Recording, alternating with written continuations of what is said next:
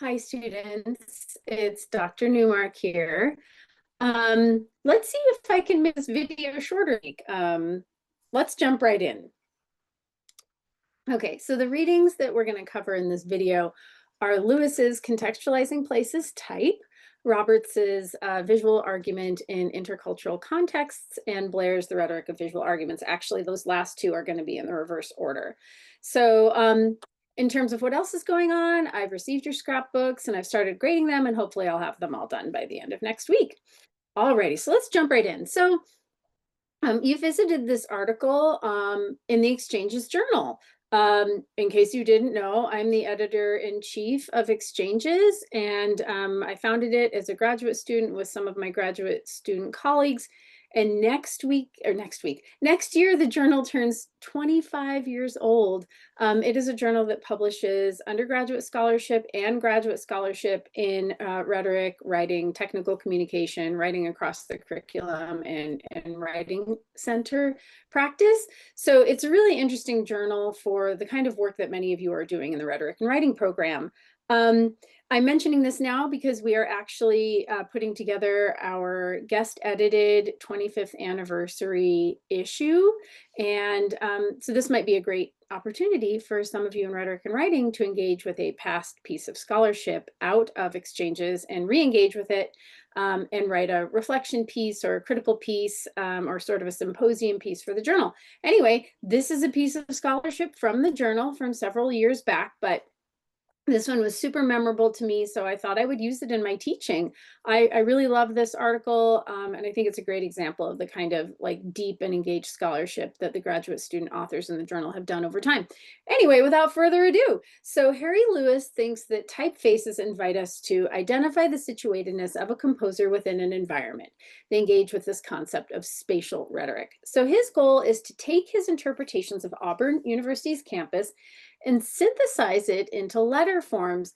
I think the activity that he undertakes in this article, or the article reports on this activity that he undertook, I suppose, is really clear, and it's outlined, in fact, as a pedagogy. This is something that he could replicate with his undergraduate students during his TA-ship. Those of you who are TAs might want to do something like this yourself. It's a really interesting way of giving students like a very hands-on activity to connect their personal experience to tactics of visual persuasion and argument creation, although we're going to get into more the visual argument versus persuasion a little bit later in this presentation, and allow the students some rich opportunities to grapple with how you thoughtfully construct a letter form, which in fact is a kind of symbol, as we know, part of the semiotic symbol system, in order to not just communicate through the combination of these letter forms as alphabetic text to create or represent language and textual means, but also to convey a sort of feeling. That's really what he's trying to do, to engage the sort of pathos component of letter forms. Okay, so Lewis is interested in examining instances of the production of visual information that is, quote, actively cognizant of its location of creation, end quote. So in fact, it is the location that makes its presence, its character possible. So you read the article, you saw how he did this with the Auburn typeface.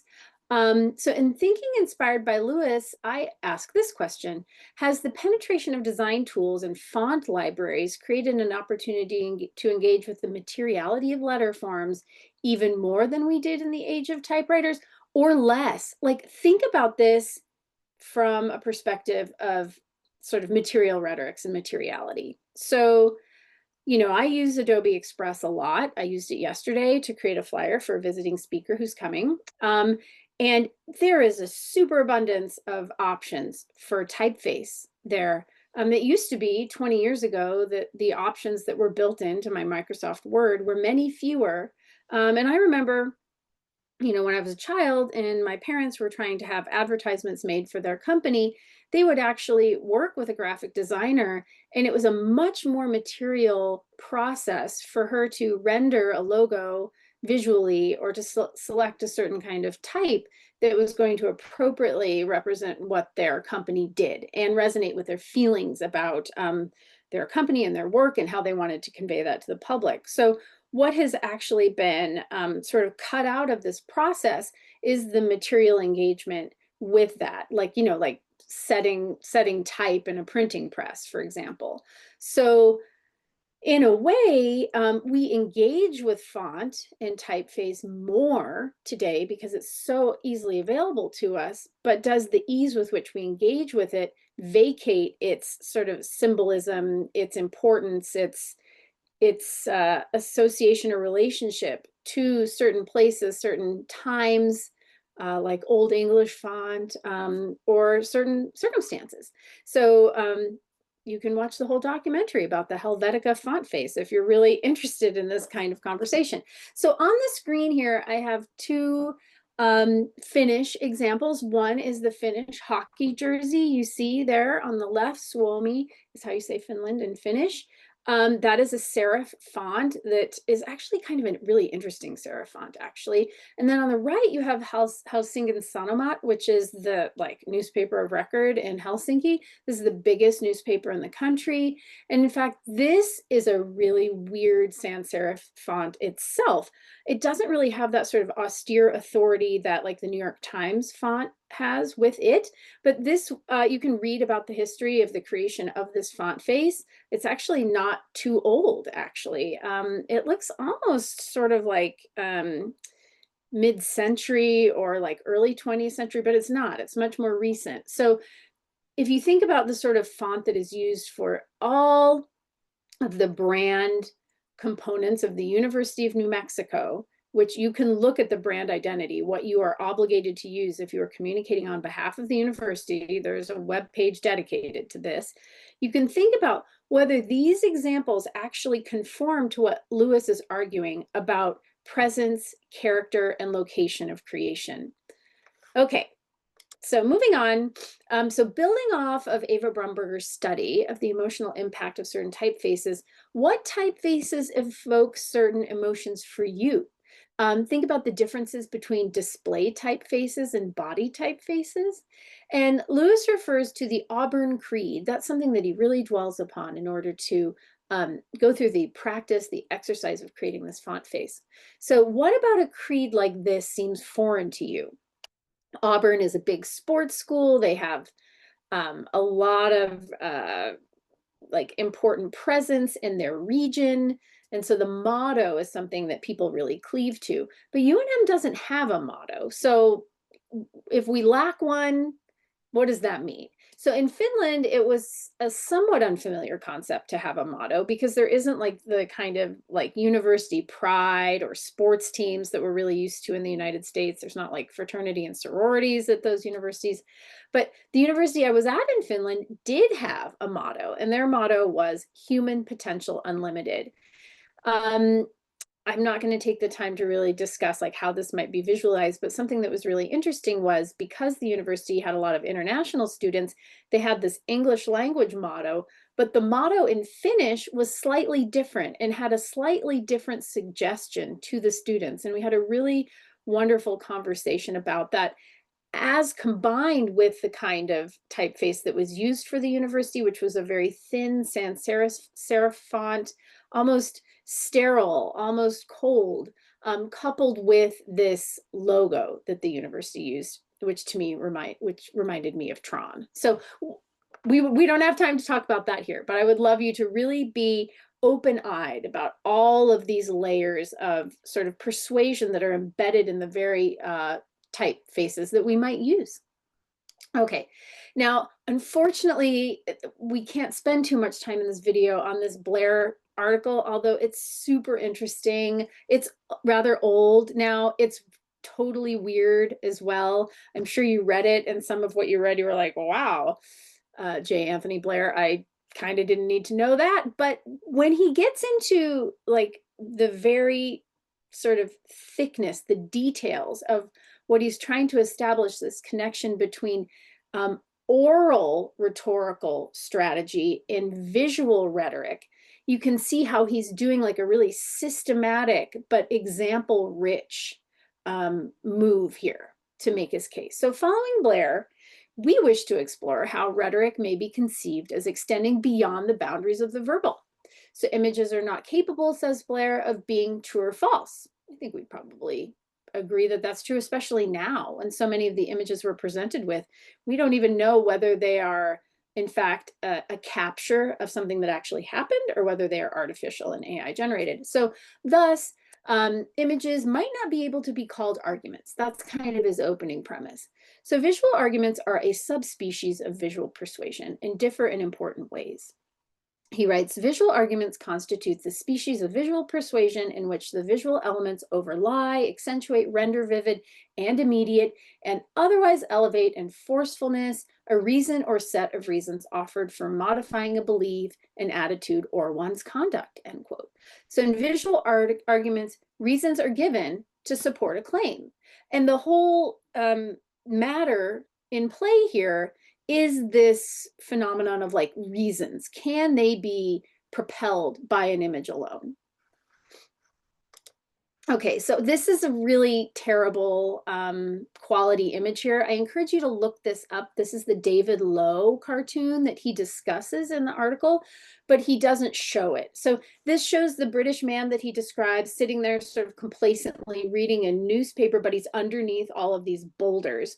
They have different countries' names on them. This is pre-World War II, and it is visually arguing, he would say, that there is a consequence to this complacency.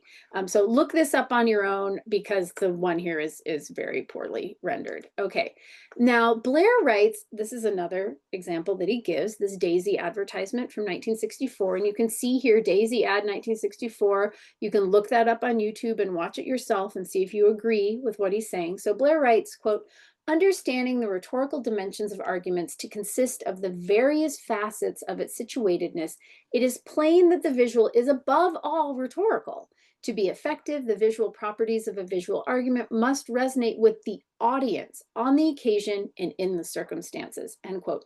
So I emphasized audience there because if you know nothing more about technical communication than it is always associated with audience and purpose, then you in fact do know quite a lot. So I always tell my students, my undergraduate students in particular, to really emphasize those watchwords, audience and purpose. And here he uses audience with great significance. So please watch this ad and think about that. Think about its context and its purpose vis-a-vis its original audience. Okay, so I'm going to conclude this video pretty quickly because I have some questions in the next slide that I think are really important because I want you to answer them in the discussion board. So Kathleen Glenister Roberts, who's a folk art historian and analyst, in her article, she writes this. So by folk traditional art, I mean the particular genre of human creativity that emphasizes artistic process, cultural tradition, and limited individualism. This definition derives from a body of literature in the discipline of folklore, anthropology, and material culture. Like folklorists, folk traditional arts scholars take as their unit of analysis the performative creativity that occurs on vernacular levels. Okay, think about what vernacular means. Think about what folk art means and how that term is loaded culturally today. She's looking at these beaded moccasins in this case, and I've cited that the ones that I've shown here are Blackfeet moccasins, and they're from the Gilcrease Museum. Of course, tribal belongings, tribal outputs being possessed by colonial museums is a very profound problem. I look into the provenance of these and the, what kind of museum this is. I don't remember those details right here, but the beaded moccasins as something that to which we could apply like rhetorical analysis and ask whether in fact there is some sort of argument existent from this sort of material output itself is indeed a very valid and rich question for us to engage right now. There was an article, I think in the last 3 or 4 years in sort of the flagship journal in rhetoric and writing, which is 3Cs. It was about the Lenape pipe as a rhetorical object. So written by an indigenous man, that article. So this is not something that is like sort of an outlier. This topic of inquiry is one that is actively alive at the moment. So Roberts writes, I propose that folk art creates visual arguments when it is contested. Since folk art is traditional and based in community, contestation often happens in intercultural contexts. I was asked to write an article like 5 or 6 years ago about Indigenous dance as a folk practice, and I pushed against the editors of the journal hard to not use the term folk art there, because I thought it was sort of so loaded down with assumptions in this whole spectrum of like high and low art that I didn't think that that was appropriate. As I suggest in the next slide, I think there are alternative ways of using discourse practices that come from the community rather than being applied to them as a mechanism to really engage more deeply and in a sort of culturally appropriate fashion with artifacts or material outputs that come out of communities, of which one doesn't belong. I'm a non-native woman, so I would have to be very deferential to learn those vocabularies, using them appropriately when analyzing something that doesn't come from my own community. So in the interest of concluding this presentation, I want to ask you these questions, and these are going to be in the discussion board. So here they are. Okay, Blair writes, what distinguishes visual arguments from other forms of visual persuasion is that in the case of the former, it is possible to enunciate reasons given to support a claim, whereas in the case of the latter, no such element is present, the enunciation of reasons, so to speak. So please share an example from the last 2 years, because these examples are really old, that you can conceive of as a visual argument following Blair's configuration. What reasons do you enunciate? Like when you look at it, can you extract those? Further, do you subscribe to Blair's way of discerning whether visual outputs are visual arguments and not merely, quote, other forms of visual persuasion, end quote? Is this splitting hairs to you, this differentiation between persuasion and argumentation? I'm curious to see what you think. Okay, now regarding Roberts' piece, I would like us to trouble one of her final statements about the application of the, quote, very Western sense of argument to non-Western traditions. And the problems that can emerge from this practice, like the application of the very term rhetoric or rhetorical analysis. So when we are engaging with concepts of rhetoric and persuasion, what is our responsibility to situate these in culturally appropriate histories, practices, and vocabularies? And how do we enact such practices? What is the evidence, basically, that we have been mindful? Like, how do we know that we've been responsible if we try very hard to be? So on that note, that's the end of this week's video. 3 articles, really interesting ones. I hope you had a great time reading them and you found them very provocative and interesting. And I'm really excited to see what you think about them. So on that note, I will see you in next week's video, or you will see me. Have a great week.